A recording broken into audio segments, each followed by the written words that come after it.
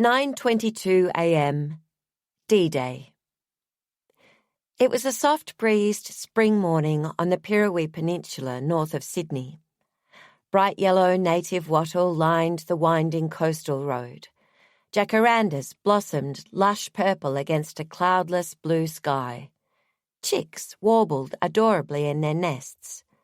A protective magpie, alert to potential predators, swooped like a missile at the helmeted head of an innocent cyclist. The morning rush was still underway at the beloved beachside cafe, Blue Blues, but the beach itself was quiet. A small dog pelted across the flat, firm sand, followed by its guilty owner, leash in hand. Surf conditions were clean and peaky. The main swell was from the east. A handful of grey-haired surfers sat astride bobbing boards, shielding their eyes to watch a pod of dolphins leap and dive like a line of music across the horizon.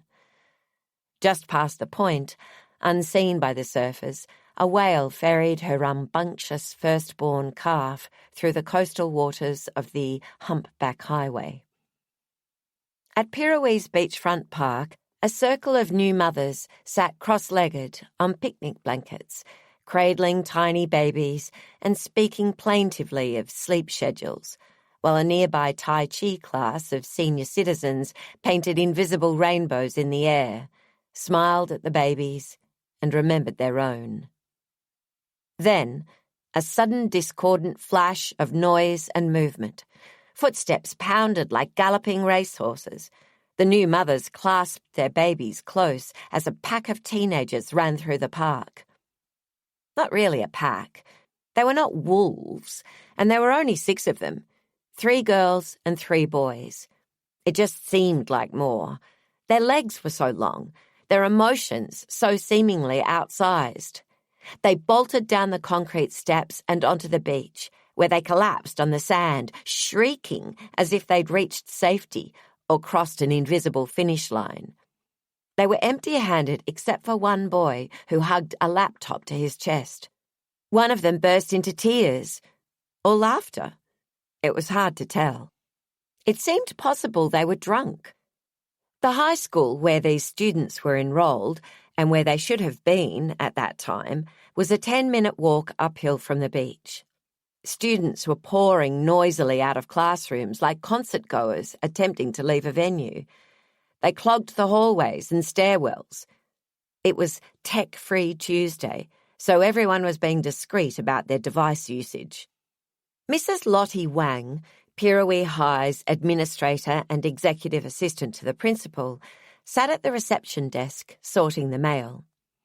She opened a large yellow envelope addressed in black marker to the school principal, Dr. Ferdinand Seawright, whom she could hear in the adjoining office talking loudly to himself as he sat at his desktop computer, which apparently did not fall within the category of technology. This was Dr. Seawright's first year at the school, and Lottie had yet to adjust to his habit of speaking aloud as he typed, as if he were dictating the words to himself. Once again, my patience wears thin, he said. Mine too, she thought. Parents should be aware this behaviour is not condoned, is prohibited by the Pirrawee High School Code of Conduct, he said. Lottie sighed. The yellow envelope contained a white styrofoam box, a little smaller than a mobile phone box. She used the point of a pair of scissors to break through the tape holding the 2 interlocking halves together and pulled them apart. Oh!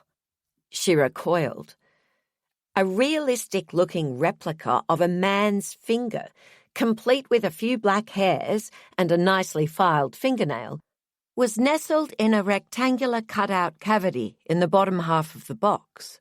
How unnecessary and unpleasant and bad for the environment. The things companies did to get attention with their direct marketing promotions.